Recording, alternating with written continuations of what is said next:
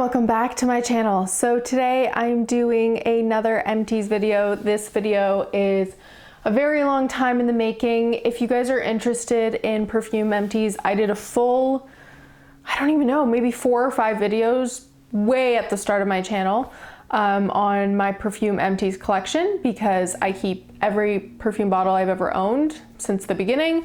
So you can check that out. And then I did another video a little bit later after that on just perfumes I'd recently finished up. So I've been keeping a collection ever since that second video of fragrances that I finished. I have 6, so it's not that many, but as you guys know, it's quite hard to finish up a fragrance and it takes a while. So I wanted to share these 6 with you, and then, you know, I'll just keep saving them up for next time, and we're gonna go through them. So usually a lot of these are just fragrances that I'm kind of over, and that I was already had like pretty big dents in them. So don't expect the best reviews, but it might help you in your purchases as well. So if you haven't subscribed already, definitely subscribe and let's get into it. So we're gonna start with the fragrance I've had the longest out of these 6, and that is Kate Moss. I think it's just Kate by Kate Moss. I had gotten 2 of her fragrances years and years ago. This one and Vintage. I think I've only had 2 by her. And I loved Vintage. I finished it quite quickly. And this one took a little bit longer. It's a bit of a bitter rose. I did like it. I definitely like it. It's been discontinued, I'm certain. So I just had a very little, like maybe 10 mils, maybe less at the bottom. So I just ended up finishing that up rather quickly. But the majority of these 100 mils I finished up years ago when I picked it up. I would say I wouldn't not recommend it. I mean, if you guys find it around, it'll probably be at a very good deal. I picked mine up for $19.99 years ago, so I'm sure you can pick yours up for even less expensive. If you're into rose, it's not a bad one, especially for a celebrity fragrance. I've honestly been impressed with both of the ones I've tried from her. But Vintage was just so lovely. If I ever find that again, I definitely pick it up. This one I probably wouldn't pick up again. I'm just kind of over it, but it was nice. Then this one I actually did like. This is Couture by Juicy Couture. I think it's safe to say out of all the Juicy Couture fragrances I have tried, this is my favorite. I've had at least 1 other bottle of this, if not 2, that I've already gone through. This was my last one. It's a very sweet floral. It kind of reminds me of like freshman year at university, because I wore it a lot that year, and it's just no longer my vibe personally, but it's only because I've gone through so many milliliters of this fragrance. Otherwise, this is one that I would definitely recommend from Juicy Couture if you're interested in trying one out. It's one of my favorites from them for sure. So definitely would try it out. And it's a really easy one to wear and use up, I find. Like, I never struggle to finish Couture. I don't know why, but it's just easy to wear. It's easy to spray a lot, and it's a nice one. It has kind of medium performance, medium across the board. It's nothing too spectacular in terms of performance, but it's definitely not like a poor performer. It lasts through the night, and yeah, I really did like it. It was nice. Would recommend.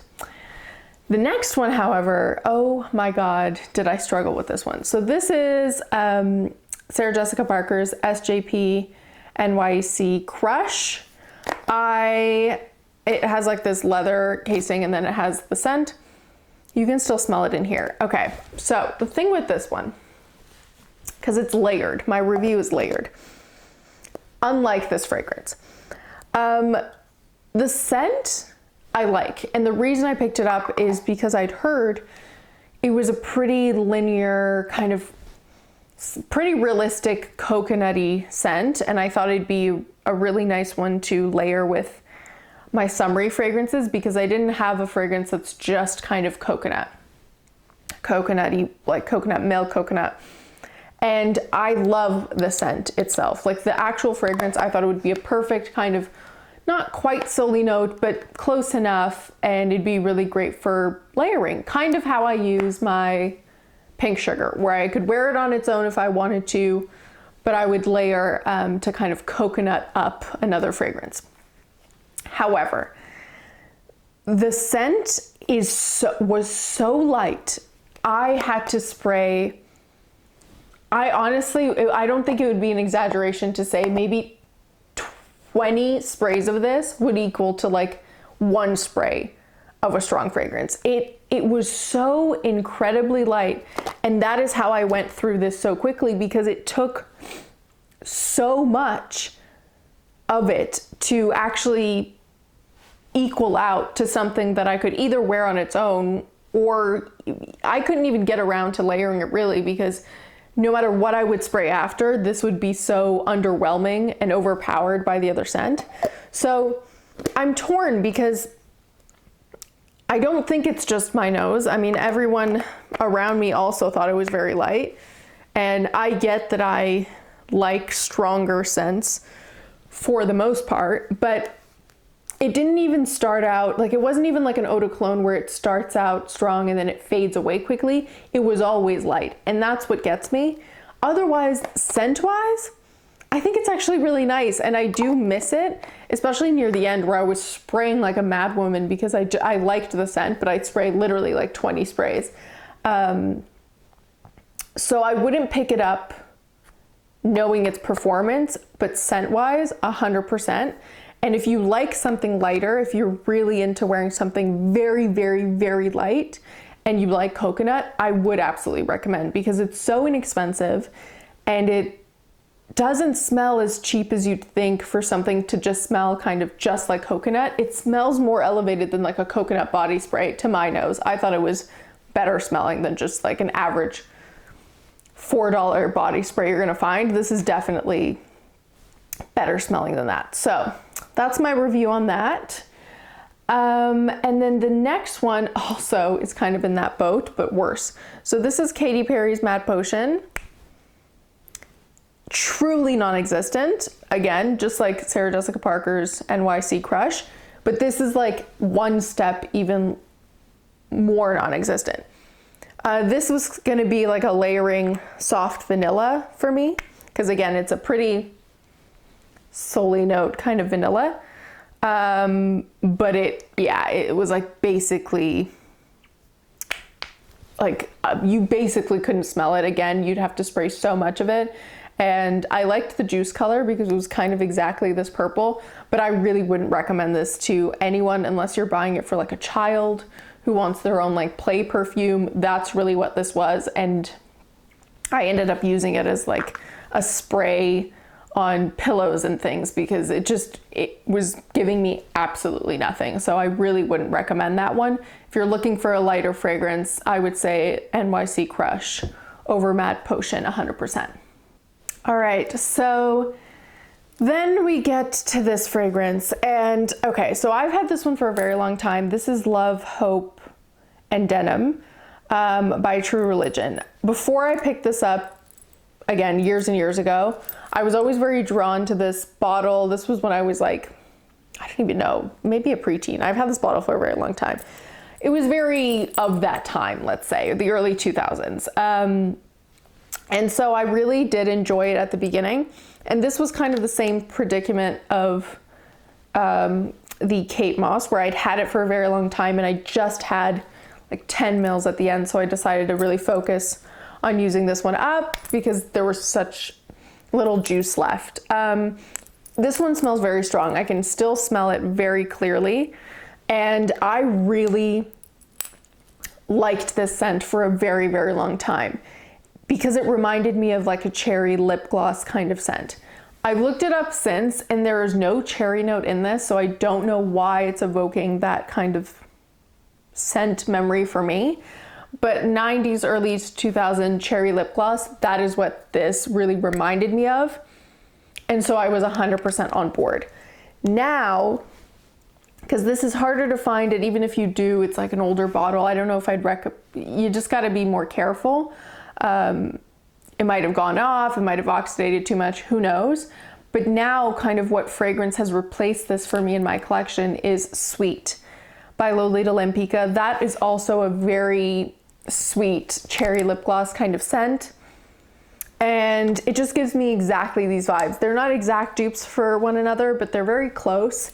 And it's the kind of scent where I only really need one because I'm not going to be drawn to that kind of scent to wear every single day. But when I'm in the mood for it, it's really nice to have. So I would recommend, if you like that kind of cherry lip gloss scent where it's fruity and sweet and girly, and if it's nostalgic for you in any way like it was and is for me, to probably skip trying to find this exact scent, just because you never know with batches and all that, and to just get Sweet by Lollipop. It's just that kind of red bottle, not to be confused with So Sweet. Sweet is the one that I have, and that reminds me of that. So I thought I'd mention, because sometimes when I finish up a bottle, even if I like it, I might not replace it with that exact same scent. I'll get something that smells like it, and that's just me wanting to try a million different things. And sometimes I'll be so obsessed with an exact scent that I'll get that exact fragrance. So it really does depend. And then the last one is actually this little mini bottle of, I forget what it's called, Lollipop Blue, oh, Bling Ribbon, I think, yeah. And it's by Mariah Carey. I got like like 3 of these Lollipop ones, and this one was very shampoo-y. I ended up using it a lot like right before bed, honestly, and it was fairly quick of a quickly done because it's only 15 mils. So I mean, I think it's a nice one again for probably if you're into shampoo-y fragrances, and or if you're wanting to buy something for someone who's younger. This is a nice one.